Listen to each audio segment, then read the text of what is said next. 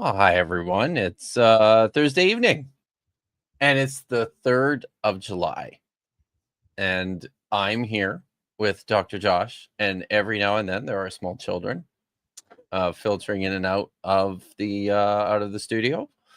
So welcome to another installment of Kitty Ibrit. See, yeah, here we go. Sorry. How are you, Josh? I am well-ish.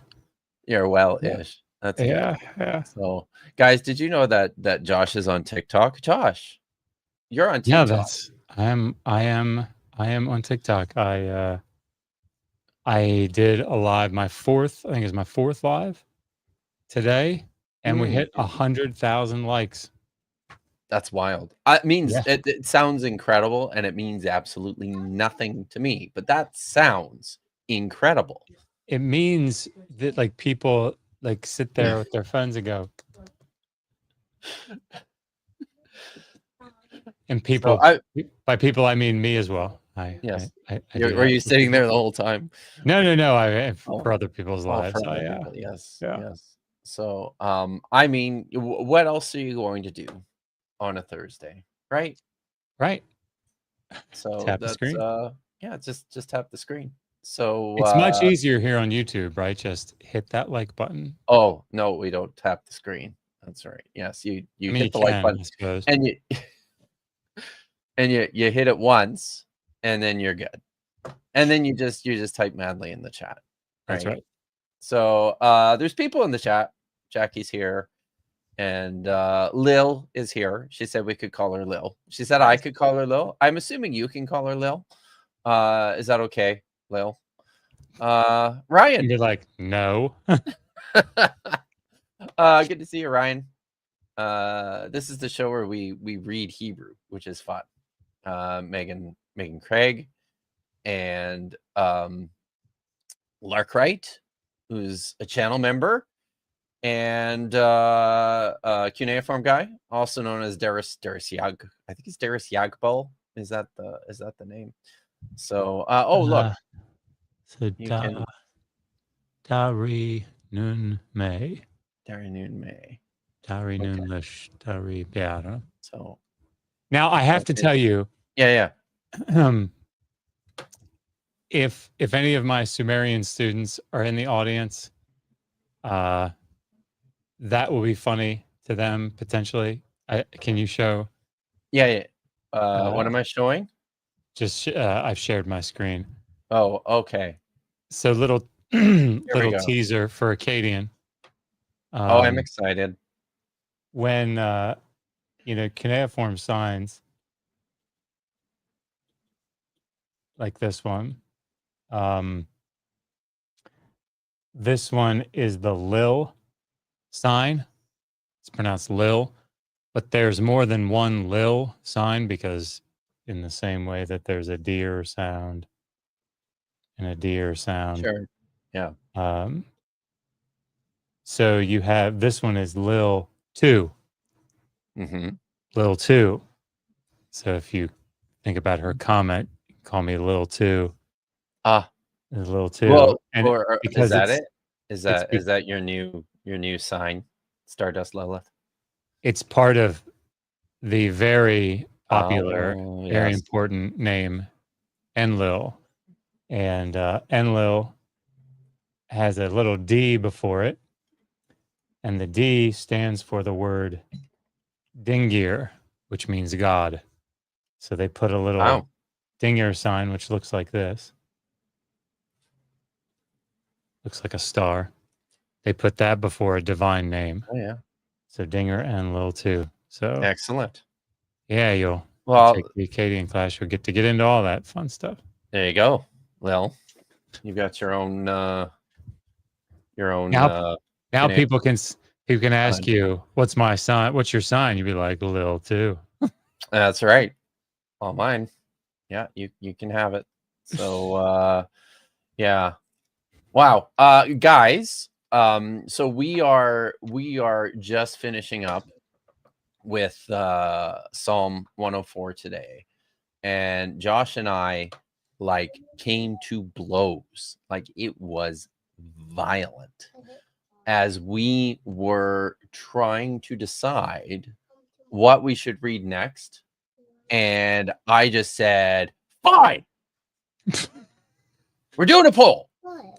Okay. Notice that he didn't say, "Fine, we'll do the text you want." Notice he didn't say that. We'll do a poll. I did not say that. I'm not laughing at I'm you, not. silly. Here, you want to say hi real quick? Come here. Yeah. Oh. Say hi. Hi. There we go. Hi. There you are. Okay. All right. I love you. What are you saying out for? Oh, the chair. Okay. All right. I love you. They come up and bite you sometimes. Indeed. So there is a poll. Please let us know your choice for what we should read. And I don't know if I can vote in the poll. I bet you could vote in the poll, Josh, but I don't think I can. I don't think that would be fair. It probably wouldn't be, but you could do it. That's right. And I would never know. You would never know. I would have no idea. I don't think, unless there's a way to find out that which is very, very possible that there's ways of doing this without me knowing or figuring out. So, but yeah, vote in the poll. We're going to continue and finish Psalm 104, which won't take much time. You get to control the stream as the audience tonight. You get to steer us where we go. Where are we going? So, and make sure it's you, because I've learned that there's other much more nefarious forces out there in the universe. A spirit critter. Spirit critters aren't affected by killing humans. A lot of spirit critters are really into killing humans. Hey, you've just made a spirit critter's day. Spirit critters don't like humans, especially not the evil ones. Mm-hmm. The fuck is a spirit critter? I have no fucking idea. I have no idea, but I am very interested to find out, though. I think that's what this says here, right? My spirit critter will be happy, be glad in Yahweh. Spirit critter. But that's what I know. Spirit critters don't like humans. Oh, right. They only like Yahweh. Yeah. Oh, which is sure, why this makes sense. That'll preach. But okay.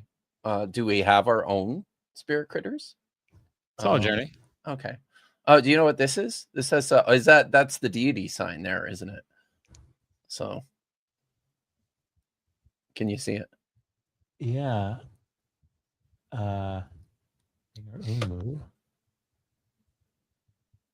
Maybe. Oh, he says that's a spirit critter. They say that's a spirit critter for Josh. Nice. Oh God. Awesome. Okay. Well, let's read. And just to make sure everybody is on the same page here, this is the show where Josh and I read Hebrew text. We take turn each reading a verse and nerding out about bits of the grammar and the language. It might even have something to say here and there about what's going on in the text. We each will read a verse and we'll parse the verbs and we'll point out some syntactical features. It's fun. It's fun, guys. It's always syntactical features. The kids call them the SFs. That's right. That's what the cool kids call them. That's what the cool kids call them, which is, why I don't call them that.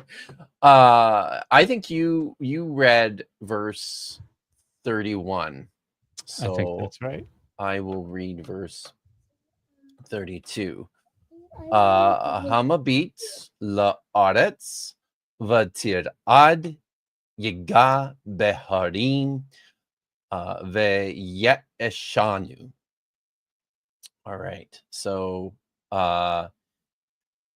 and I'm continuing. If you've been sticking around and following around as we've been reading through the entire psalm, I'm continuing here with these participles to translate these as directed to the deity.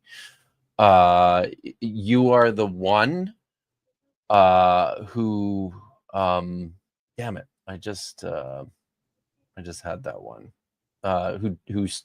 Who looks, that's right, that's looking intently. You are the one who looks on the earth and it shakes.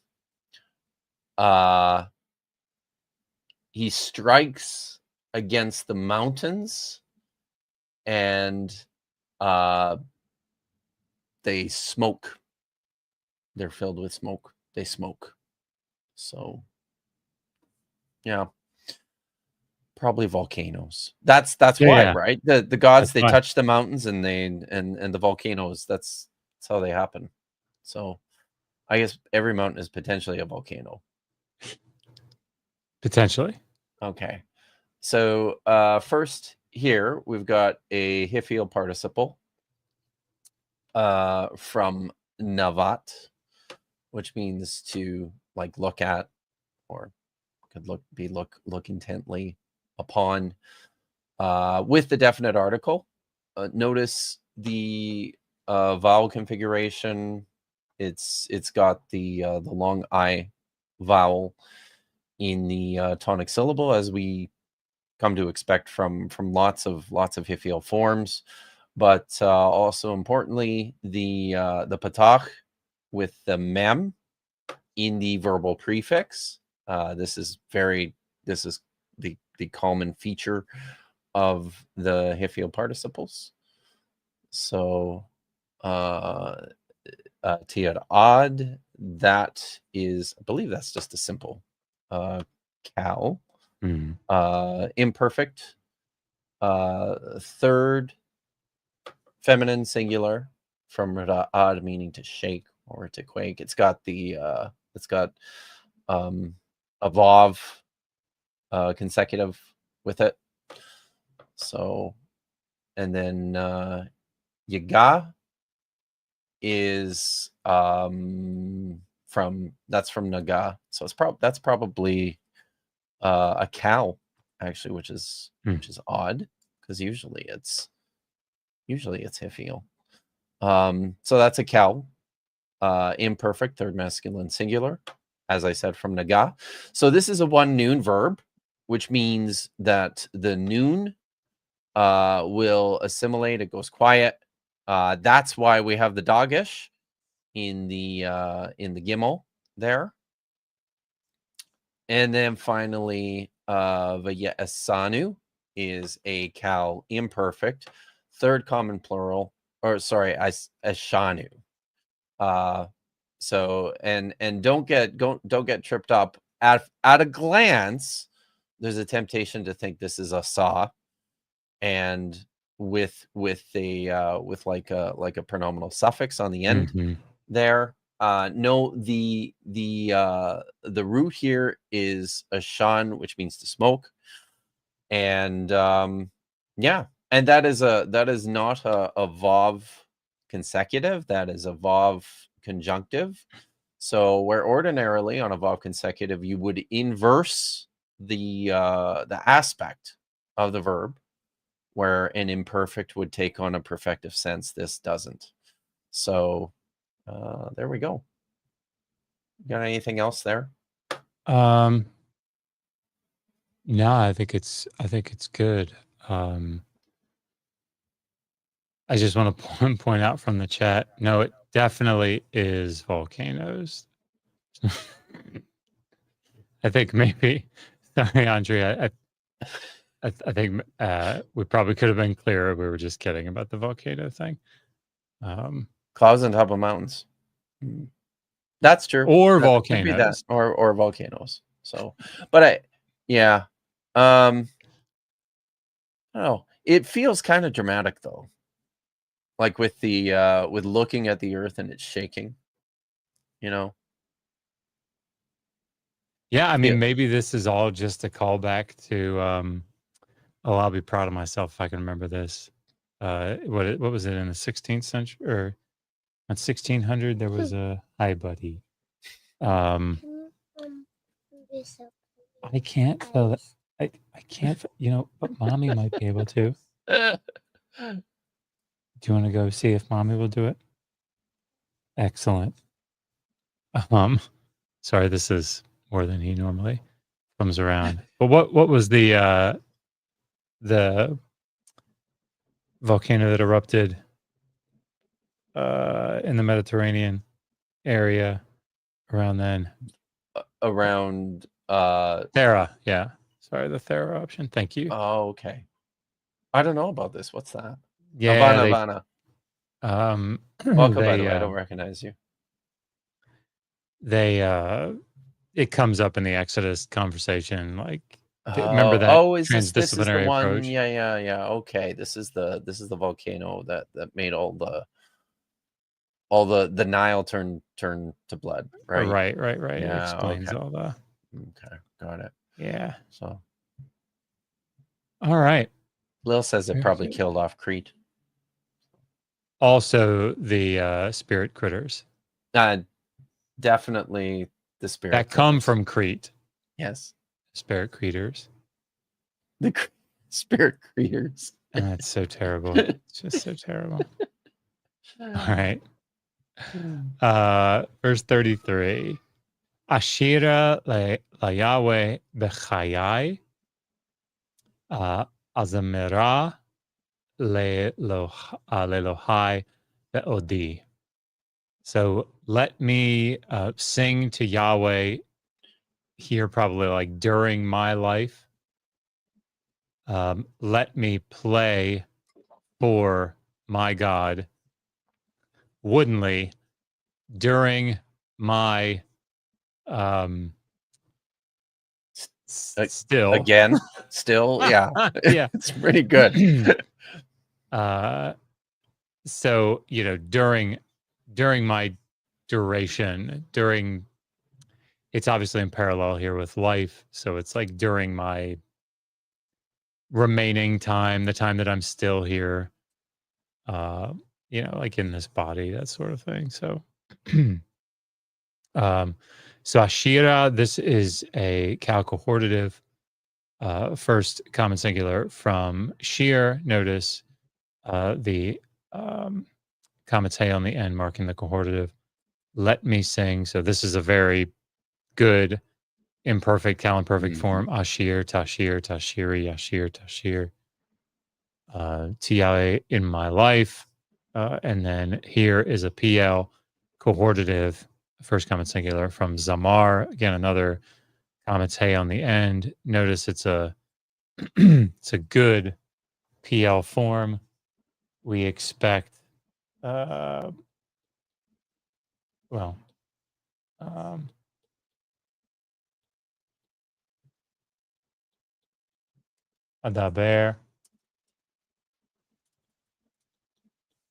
Tedaber, Tedabri, and so on.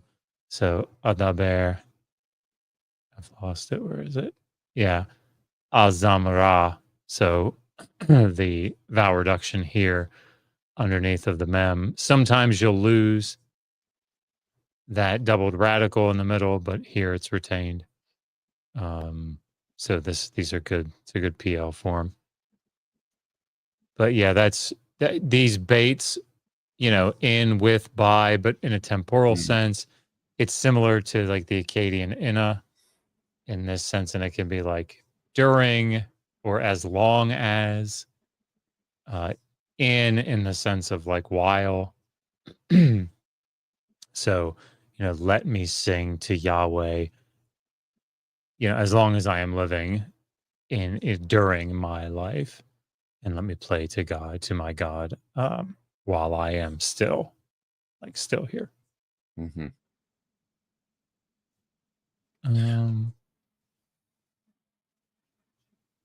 think that kind of covers it.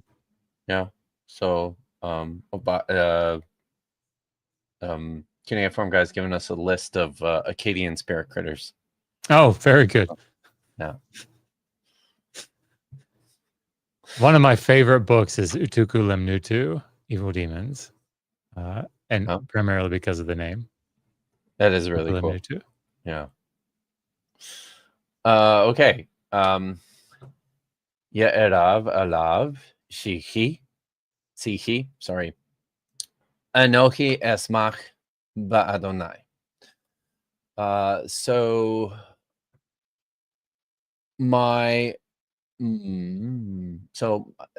the subject here is Sihi, my song. My song will be sweet over him, quite literally, probably, in his presence as he hears it. As it's, maybe even my song will be sweet as my praise will be sweet as it's heaped upon him, something like that. And then we've got an emphatic usage of the separable pronoun here, the independent personal pronoun. I am the one. I am certainly. I am the one who is rejoicing in Yahweh, or is praising Yahweh. So, let's flag that one. Okay. So, Ye'edav, sorry, is a Cal, imperfect third masculine singular from Arav, which means to be sweet. Notice what's going on with the vowels in the prefix and the guttural in the first position there. So this is we've got instead of the a silent shava, you've got the guttural can't take it, so it prefers a composite shava, and in this case it prefers it with the E class vowel, which is then repeated in the prefix. So and then esmach is very much similar. It's a Cal imperfect first common singular, and because this is a third guttural verb, lots of times these will take the A vowels in the tonic vowel position instead of ectal, right, that you would expect in a strong verb. So, and I think that's what we've got there. Do you want to split the last one up? Yeah, we can. You could just do the whole thing, but it's up to you. Yeah, I don't mind doing it. I wanted to point out, somebody asked a really great question in the comments. Braden Passmore asked, best way to start learning how to read this? Great question. Great question. I love it. You happen to be here in this stream with two people that teach biblical Hebrew. So Kipp is in the middle of his second semester class. Yep. Pretty close to the middle. We just started. I had to cancel on Tuesday because it was a big day. So Congratulations. Thank you. And I will be starting the third semester class in August. But I told Thinkers Live recently that if there are enough people that want to start the first semester course to start the cycle, then I will, if we get enough people to sign up, then I will start one out of cycle. So yes, if you're interested, email us at digitalhammurabi, HAMMURABI at Gmail. Can I post that? Digital. That'd be awesome. It's 2 R's. HAMMURABI. MMURABI. ABI at Gmail. Gmail. Yep. There we go. And then we'll perfect. Thank you. And we will and yeah, obviously we'll have your email. So if we get enough people, we'll email it out. Nice. Yeah. Very nice. All right. So, some people 30? like the course. Some people do. Good to see you, Chuck. Thank you, Chuck. So he's got a good teacher, as I understand it. When he shows up, it's okay. So Yitamu chataim min haaretz urashaim od enam barachi nafshi et Yahweh. Hallelujah. See, you just wanted to say that. I mean, I did. That's all it is. Hallelujah. So. Yeah, I did. That's terrible. Now watch, it'll balance out because we'll be doing your passage. I think I can't tell yet, and I'm gonna run this poll until we're ready to move on here to the next one. But it does look like there is a clear winner. If I understand this correctly, this is my first poll, so I don't know if I'm doing it right. But well, if there's one that has more votes than the other one, it's not a lot to figure out there. It's usually not, but there's something here that says 73%. So I assume that means that one of the choices is You're such a nerd. Well, hey, dude, that's what happens when you go to grad school, right? Right. May the sinners be like literally completed, like brought to an end, though. It's how they used to say end them. Yes, right? end them. That's right. But this is obviously hyperbole. It just means do a tickle fight with them. Yes. By the way, I want to talk to you. Sorry, everybody, just throwing this out here.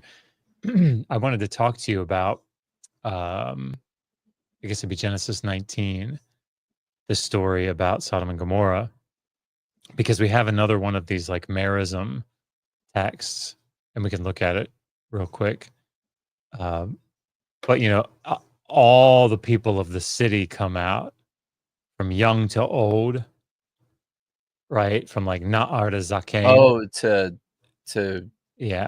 get down, to get down with the right. But then it says like to the last one, and the narrative will not allow, like it's impossible, as near as I can tell, to have that be hyperbole.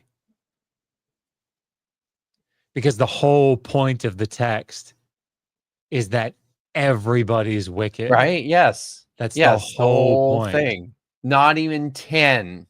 Not even 10. Not even 10 righteous people. So when we're done here, I'll answer your question, Marin, about the book. But yes. So but yes, that's an excellent point. Thank you, Josh. Of course. For making that. All the sinners will be ended. Yeah, they'll be ended from the earth, and the wicked. Here's our ode again. Really, really interesting use of ode here. Again, literally, still they will not be. So, like, they will no longer be is sort of the idea here. May they no longer be. So ein here is the particle of negation. So like there is not. So here it's got the third masculine plural object suffix on. So they are not still. They do not remain. Sort of the idea here. Then bless the Lord, O my soul. And then this, I think, is just Jesus' name right here.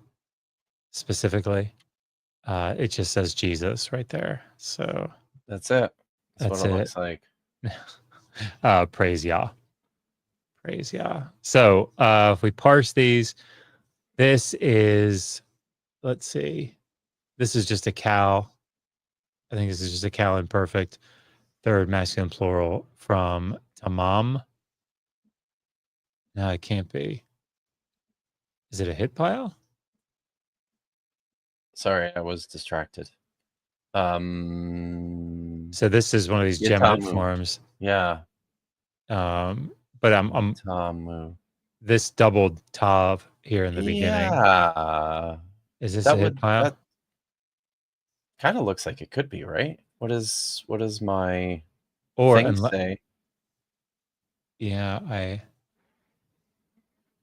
it says it's cow. But I mean, it could be wrong, right? Like, yeah, I don't know why that's doubled. Yeah. That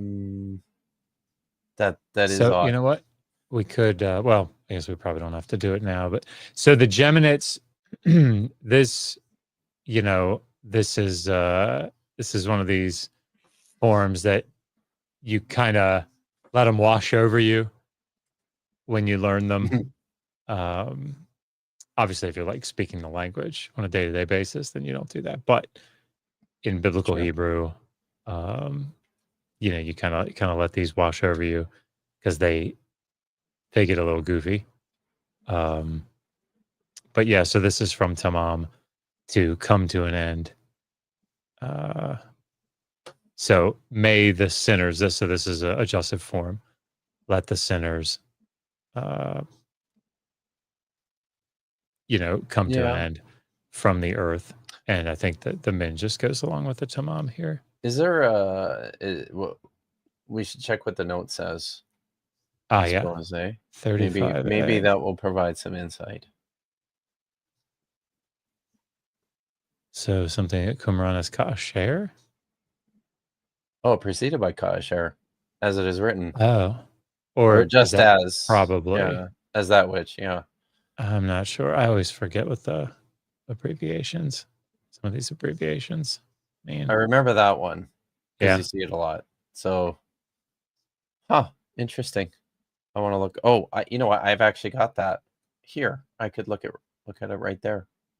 Sick flex, Mr. Dead Sea right? Scrolls. I was just. I just got the Dead Sea Scrolls. I'm actually sitting here in the. It's yeah. Oh yeah. So that's 11. That's 11Q5. That's oh yeah, it's 11Q. Great Psalm Scroll. Fuck off. Just as. So I guess just as. So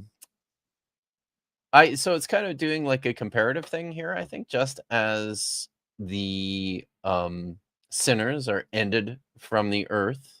Excuse me for just a second. I think you would then say. Sorry, Kipp, hang on. Can one of the mods block Elijah Marie? Yes, please. Thank you. Yeah, I have a new one, by the way. Pragmatic Crystal is now a mod on my channel. Beautiful. So, but yes, just as the sinners are ended from the earth, I think this turns it more into a comparative, right? So the wicked will no longer be. So sorry. Maybe I'm not understanding what they're saying. Who? What? This person in the comments section. Sorry, I'm having it. Maybe it's because it's in all caps. Maybe I've read it incorrectly. I don't think you're reading anything incorrectly. It looks like nonsense to me. Okay. Sorry. If it's meant to be a positive message, I don't know. I can't tell. Sorry. Well, I guess it's weird. I mean, it is weird, but yeah, please don't be. I can't see it very well. Stuff so I'll let the mods, interpret that. Yeah. Sorry, everybody. Sure. It's weird. Sorry, anyways, I interrupted you twice now. No, that's okay. Yeah, all I was saying is that I think the Psalm scroll from Cave 11 has turned this into a comparative statement, just as the sinners are ended from the earth, so the wicked will no longer be. Nice. So yeah, and then so here we have PL imperative feminine singular. Mm-hmm. Let me just walk everybody through this. So you're, because this is just a really good example of this. So daber is your standard imperative form, and bari, dabaru, daberna. So if we, this is your feminine singular here. So if we get rid of this one and we use the root, barach.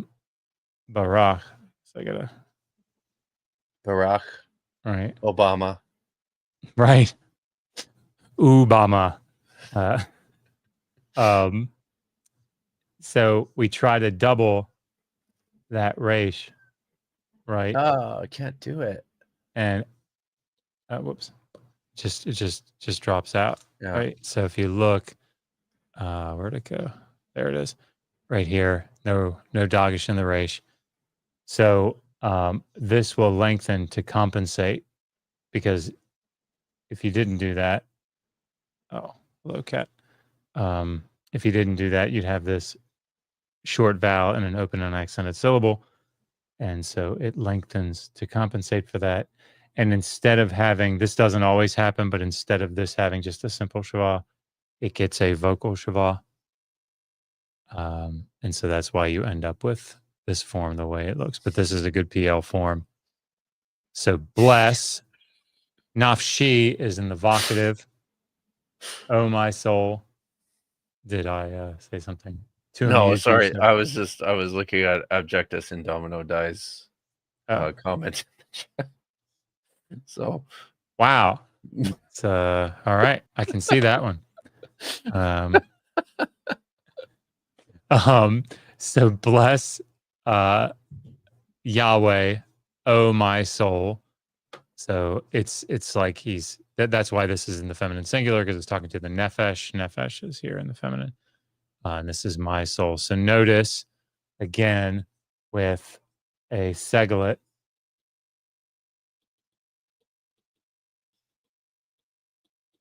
right? When we put maay, the possessive suffix on, this will go back when it loses its accent. It will go back to its one syllable base. You get naf she. Yeah. So bless the Lord, oh my soul. And then why don't you explain this form here? Hallelujah. Yeah. So this is I wasn't ready to explain this. This is the everyone recognizes this, right? Hallelujah. Sorry if I caught you off guard. I could do it. It's good. So this is the so you've got a verb here, the cow. Pretty sure it's perfect. A cow perfect. Third common plural from halal, meaning to praise or to extol. And then Yah is a shortened form that you find for the divine name Yahweh, oftentimes in poetic texts. There's some suggestions that this is a particularly archaic form. It appears most often as well in theophorics, like in names. Eli, I'm trying to think of Yeramai Yah, right? Is a good one. So this is just, sorry, that's an imperative, not sorry. Yeah. I was going to point out, so I think this is a clear example of you really wanting to move forward to the end to explain the Yah that you that's right. This is vowel reduction, but in lexicography, right? When you're moving so quickly to get to the accented. That's whatever the fuck this, it doesn't matter. Let's talk about yeah. Sorry, that's a PL imperative. You know me, man. Yeah. So yeah. No, I think there we go. Sorry about that. No, that's cool. It wasn't fair to me. Throw that on you. But yeah, this is why I think this is so funny. This is all I used to explain this. All y'all praise Yah. All y'all.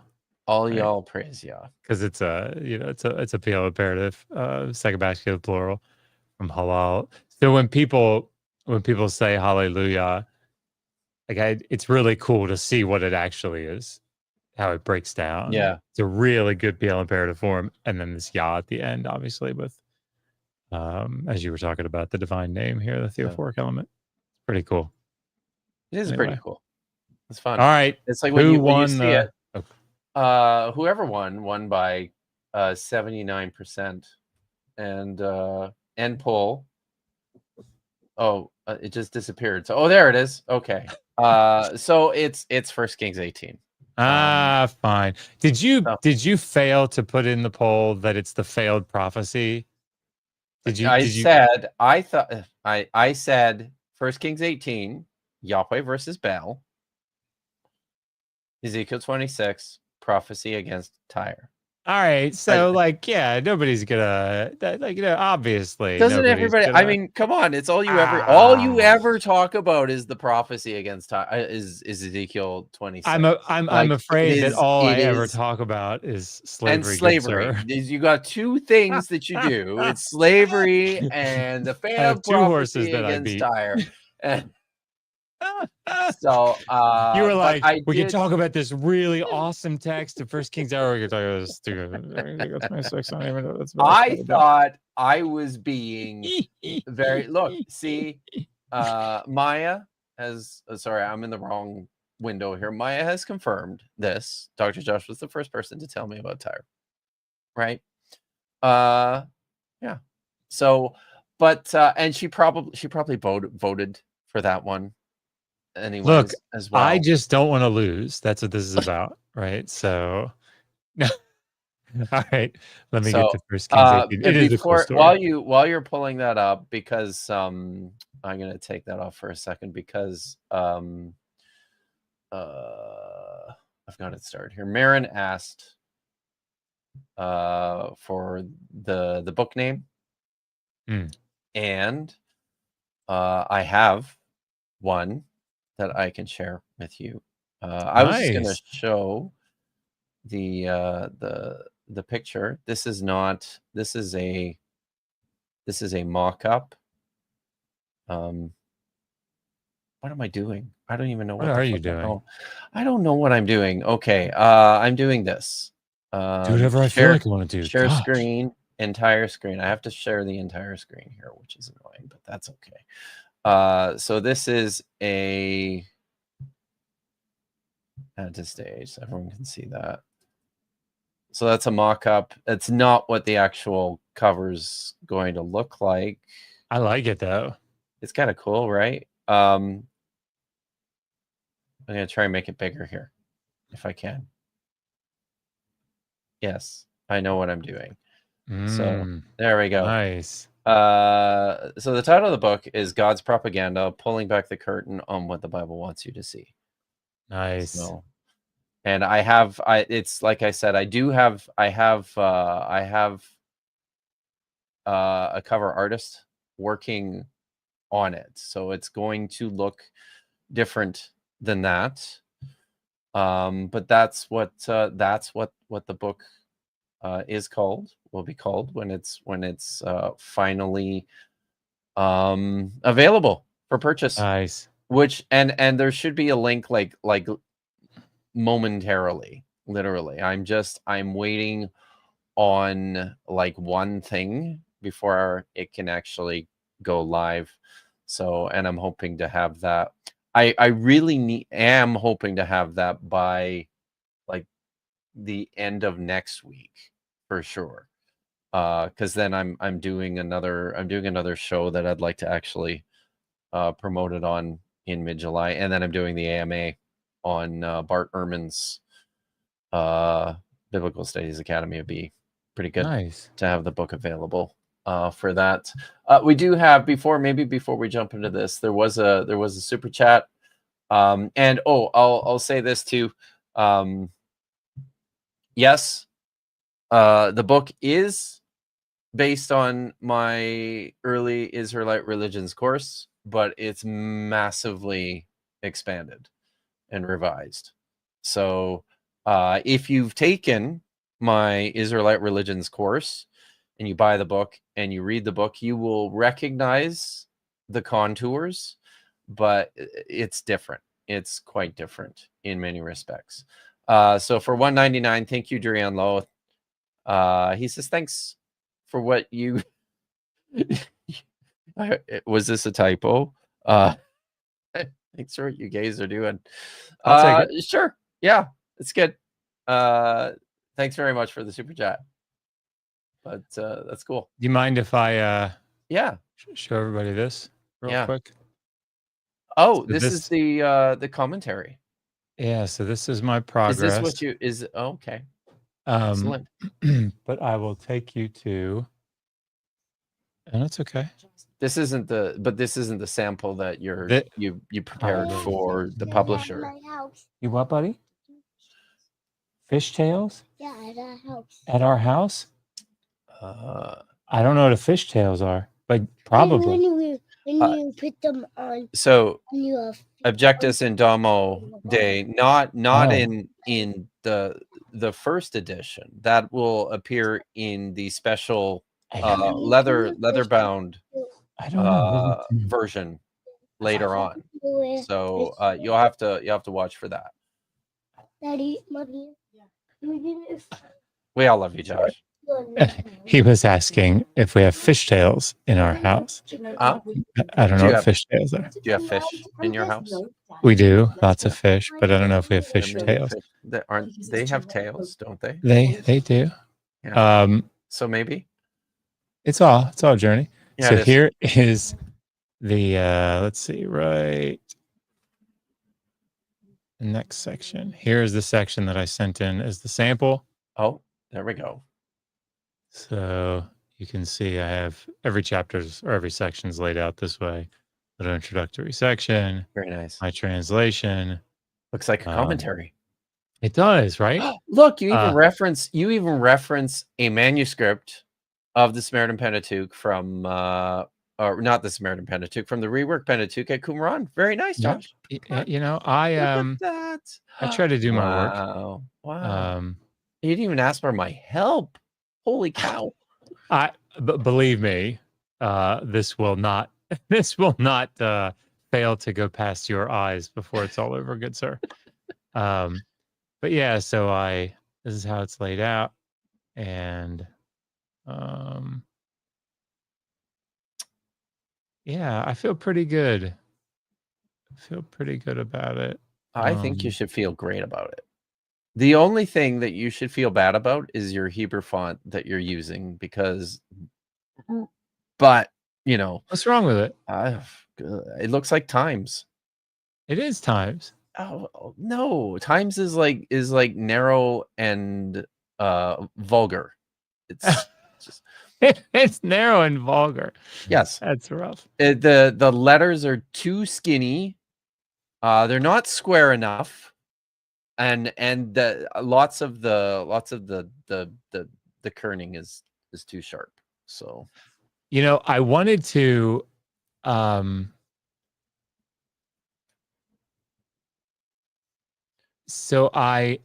this was a real struggle for me, trying to piece together what exactly is going on in and that font's a little big. I gotta take that down. What's going on in these verses? What is the status of, because this is the section before the infamous 44 to 46. It says that they can't treat them as slaves, but then they have to be treated as this tenant hired worker. Mm-hmm. But here, like they're still not allowed to leave, right? So what is it? What are they? And it's not straightforward. But like trying to work out what the phrase means. There are some real big interpretive cruxes here. And sells himself to you. You shall not make him perform the work of a slave. Instead, you shall be with him like a resident hired worker. What does that mean? Does that mean that he gets paid? Does that mean that we're talking about the treatment of a resident hired worker? Is it a combination of the two? Like it is not straightforward. So anyway, that has been sent off to the publisher. and Sweet. he asked me if I had any names of people that I thought, scholars that might be good to do the blind peer review. Oh yeah, nice. He said obviously they're going to pick whichever, they're going to pick the scholar ultimately to read the sample and blind review it, but they take my suggestions into account. So I suggested people like Bruce Wells, Stephen Cook, because Stephen Cook's got that commentary on Ezekiel, which I think would make him perfect for the section on the Holiness Code. Yeah. But anyway, so that's awesome. That's awesome. Yeah, Josh. we'll see. We'll see. So I just had to. Sorry, I had to. Couple things I had to. I do have to bring up here. I just recognized you now, Megan. So I'm sorry. I just it didn't click with me. So Megan runs Bart Ehrman's Biblical Studies Academy. He's also a brilliant Hebrew student. Yeah, excellent. So and I'm sorry I didn't recognize you until just now. And I will be doing an AMA on the 21st, I think, of July. That's this month. So, and I'm excited about it. And so there it is, Bart Ehrman's Biblical Studies Academy. And I think this is funny because this is like 100% true. I write everything in Georgia. You've got me pegged. Is it just constantly on your mind? Oh, constantly. By the way, you want to be careful. You want to be careful saying doing an AMA because the Sumerian word Amma means mother. Oh God. Okay. And ask me anything is what that stands for. So yeah. So that, yes, that's I'm doing, yes. Okay, I'm gonna shut up now. And we're just going to start reading in First Kings chapter 18, verse 1, and we'll probably only get through like verse 1 today. But yeah, let's all right. Well, since we're doing your passage, I'm starting. Okay, fine. You start. You go. All you. Vayahi yamim ravim udvar Yahweh haya el Eliyahu. Yeah, you're right. This is going to be pretty quick. It's very easy. Bashana hashlishit lemor lech hera'e el achav ve'etna matar al pnei ha'adama. Then probably maybe after many days. I wonder if that's what that note is. But, yeah, I think so. And there were many days, and the word of the Lord came. Haya can be like to be, but it can be in the context of prophecy. It can be like to come to somebody. It came to Elijah in the 3rd year, saying, like, it'll quite literally go, but like, come on, show yourself, appear, right, to Ahab, be seen, wouldn'tly, like appear to Ahab, so that I might provide maybe give rain upon the face of the ground. So Cal, Vav, consecutive and perfect, they're masculine singular from Haya. Haya, Cal, perfect, they're masculine singular from Haya. Lemor, Cal infinitive construct from Amar. Lech, Cal infinitive masculine singular from Halach. Hera'e, Nifal imperative. What did I say? I did say imperative here, right? Cal imperative. I thought I said that. It is a Nifal imperative here. Second masculine singular from Ra'ah. And this is a Cal Vav consecutive and perfect. Or sorry, a conjunctive. Yeah, sorry. I'm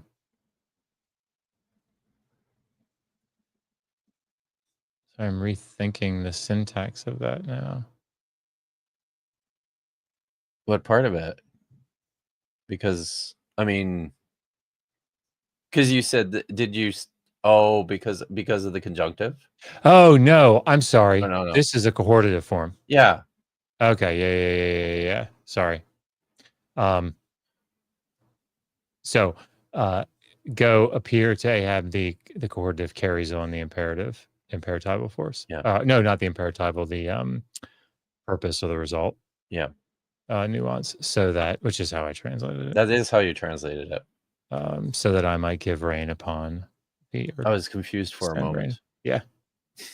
You ever had those moments where like you try to write the word couch and it's like, that's not how you spell couch. Yeah, right. It doesn't look right. Yes. So that's very true. Yeah.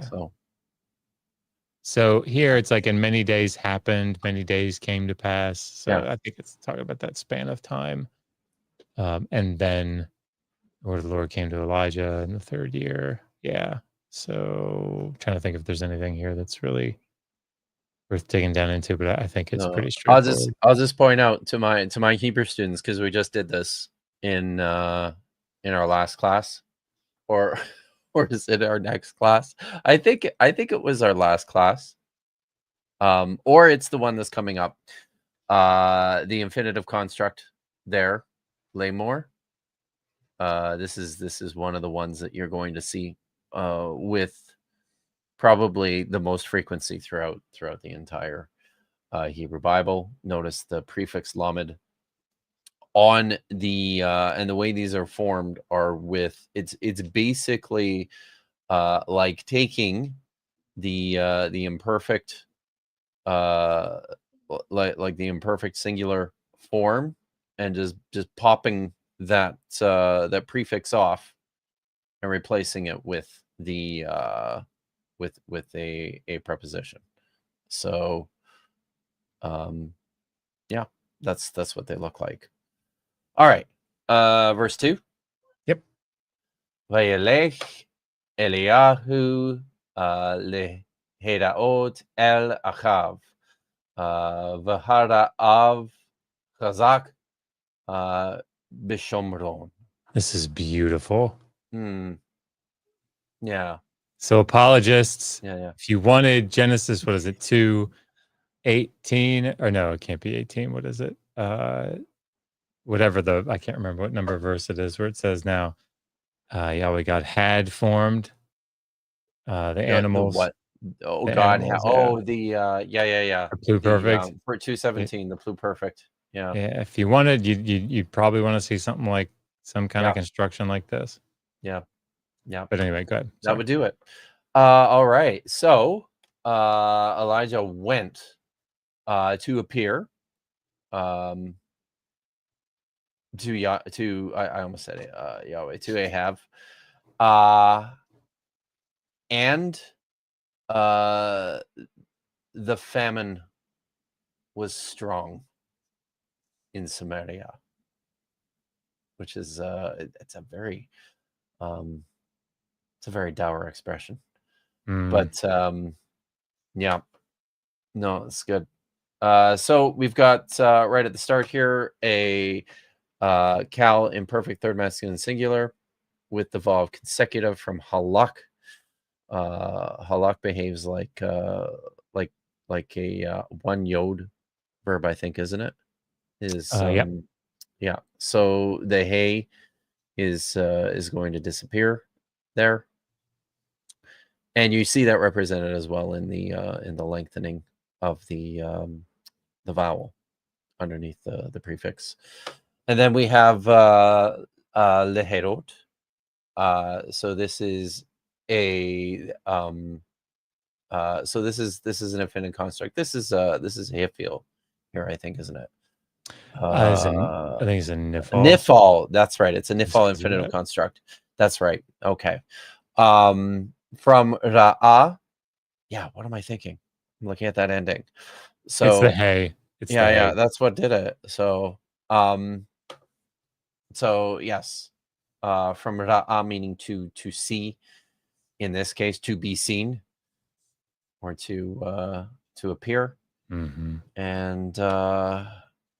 And then I think that's That's it, isn't it? Yeah. So, and this is. but do you like, want to? this is- Yeah, say something about the construction at the end there. so And yeah, and what you were getting at. particularly in narrative. I mean, it can happen Mhm. elsewhere, but this is where you see it most clearly. I think is in narrative sequences, word order is usually pretty rigid, at least in the beginning of the clause, and so one of the ways that you can speak about a contemporaneous clause, or like a parenthetical clause that's giving information about something that was either happening at the same time or something that had already happened that was important to this. Let me do this differently. If I said to you, I went to the store to get milk at 1 a.m. Now, we had run out of milk earlier that evening. That "now we had run out of milk earlier that evening" is a parenthetical clause that helps to explain why the hell I'm going to get milk at 1 a.m, right? So that's that's the way that they do that, is instead of having this verb, subject, object pattern. Of course, that's not really, but VSO, verb, subject, object, verb, subject, object. Instead of that, they will reverse the word order and front a noun. The noun will come up front. And that's why you'll hear people translate it. Now, X, where is it? In 1 Samuel 1, now Eli was sitting in front of the the tent of meeting. The tent of meeting. Tabernacle. Yeah, the tabernacle. I think it's the Mishkan there. Oh, okay. Yeah. But it's like she's up there. I think, if I'm remembering the sequence, like she's praying, and she's praying so fervently that her lips are shaking, but no words are coming out. She's like mumbling, or like moving her lips, but no words are coming out. And he thinks she's drunk. But he's trying to set up, okay, look, here's the scene.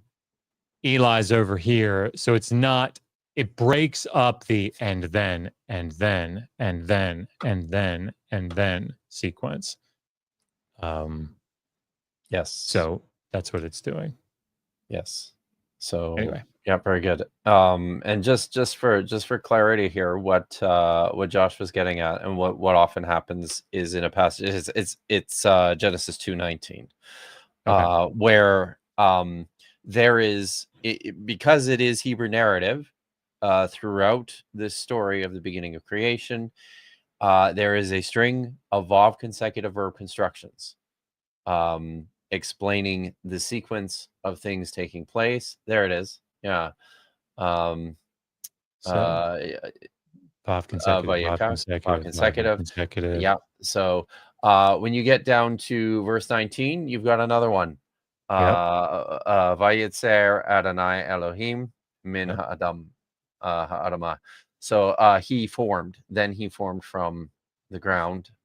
You will encounter apologists who will tell you that this is a pluperfect that God had when God had formed from the ground all the animals, because the animals need to have been created before the man. That is very clearly not what is going on in this passage, and the vav consecutive is showing you that, as much as it's possible that you can interpret that pluperfectively, it doesn't seem like this is a case where you should at all, because there's perfectly good ways that the Hebrew writer, if he wants to tell you that this is something that took place in the past, there are ways of showing you that. So in First Kings, you want to just show him this one here? Is this the this rivers? Yeah. Vayitzer Adonai. He formed. Sorry, I was just pointing out and he formed, and he planted. Yeah. And it sprung up, or he caused to spring up. Blah blah blah blah blah. And then you get to verse 10. Vanahar Yotze. So there, he has, as Josh pointed out, fronted the clause with the noun. The river flowed out from Eden. So he's interrupting the action here to show you this pluperfective expression as something that was customary, something that had taken place in the past, something that was ongoing. Because if you didn't, and this is the important bit, right? Because if we didn't do that and we just said Vayetse Nahar, then it would be then a river ran out. So it's like this happened and then this happened and then a river went out, right? So it would have to be consecutive. But the writer's trying to say here, look, hey, everybody, just hang on a second. Before we go on, let me point out there's this river that's running through, right? So let me kind of paint the picture. It's not the next thing in sequence. So yeah. Boy. But I think, that we're about up on time. But this is fun. And that was a cool thing to see right at the end of verse 2 today, because it's so but I think there's been some interesting chatter in the chat tonight. Pierce Reed would utterly destroy me in a mushroom debate, and I know it, and that's why I censor him. And he doesn't blame me because I can't win. Listen, I don't know the first fucking goddamn thing. I like mushrooms, and I cook with mushrooms. I like cooking with mushrooms. I make a pretty damn good mushroom saute. But I don't know the first goddamn thing about mushrooms other than that they're yummy. So yeah, I have damn thing about them, but do you? First, okay, that's for sure. I have no doubt that Pierce Reed would destroy me in a mushroom debate, whatever that is. I don't even know what that means. So yeah, that's good. That's good. What's going on? What's coming up, Josh? Now that we have, I'm trying to. I think I might do a TikTok live tomorrow. Oh, nice. I'll probably hop on. Sweet. Yep. I'll just have to figure out when, because I got to make it so that the kids aren't. But so check it out, friends. Go subscribe. Do you do that on TikTok? Do you subscribe to? I mean, that's a different thing, right? You follow. I think you follow. Yeah. So go follow Josh's TikTok. I think I am. I think I can put it in here. No, I think Allegro's work was incorrect because his bizarre etymology constructs of the text are nonsense. That's what it is. So, but oh yeah, there we go. He stuck it in the chat, guys. So go follow Dr. Josh and I think there is like 1 or 2 more super chats here, Stu. Nice. Oh yeah, here's one from Verillion for 5 Australian dollars. Nice. That's very good. Thank you, Verillion. Drian Lowe for $4.99. Haha. I'm sorry, guys. It was. Could I make a video on Zoroastrianism and its relation to the Old Testament? I'm just glad that's a question for you. Just want you to know. Maybe at some point.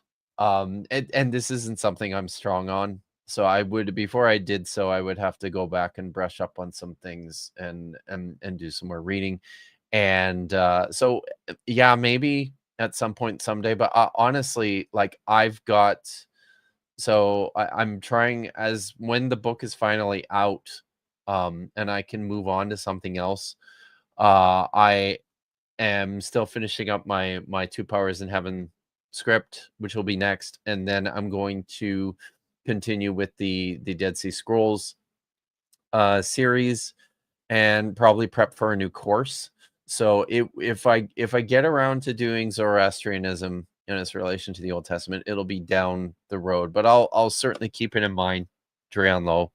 But thank you very much for your generosity today. I really appreciate it. And Dagan left to go go get some dinner. But thank you, Lil. Treats for Dagon and for Josh's kiddos. So they all appreciate it. So awesome. Cool. I will be on Dapper Dinosaur's channel on Saturday to talk more about Billy Carson and evolution and Atrahasis. Figure out how all those things go together, Josh. I mean, I will say to one of the comments before we go. That one. Yeah, I'm curious as to how the commenter can verify his Allegro's working knowledge of something like Sumerian. Was he a cunning linguist? I don't yeah, I'm just interested to know, because from what I've seen from the limited amount that you've shared with me, I would say that his analysis of he was Sumerian was problematic. He was absolutely panned by Sumerian experts all over the place. So and just so we're, if you'd watched, I hope you should watch. I've done a couple shows about Allegro. Most recently, I had a chat with Matthew Goff and Jeffrey Smith about Allegro and his work. I don't know how you get to be a leading linguist from Oxford when you barely even get through your first year of your PhD program before you quit. It's maybe possible, it's right? leading linguist on Oxford. Oh, that could be. What was the guy's name that he took a plane, like he took a train, maybe took like a train to Oxford, and he was on Oxford for a couple minutes. So Allegro legitimately was a student at Oxford, at Oxford, the actual Oxford one. He wasn't just in Oxford. So, but yeah. How do you get the title #1 linguist in the entire world? You how do you win the Linguist Olympics, Josh. I think if that's anybody, it's Gonzalo Rubio at the moment, but I don't know who that is. Yeah. So, but all right. This has been fun, guys. Have a great night. I guess a whole bunch of you are getting shit-faced tomorrow and setting off fireworks. Please don't blow any of your body parts off. Be safe. Yeah. So we'll see you in 2 weeks. And I'm looking for the outro. So this is awkward. There we go. I found it.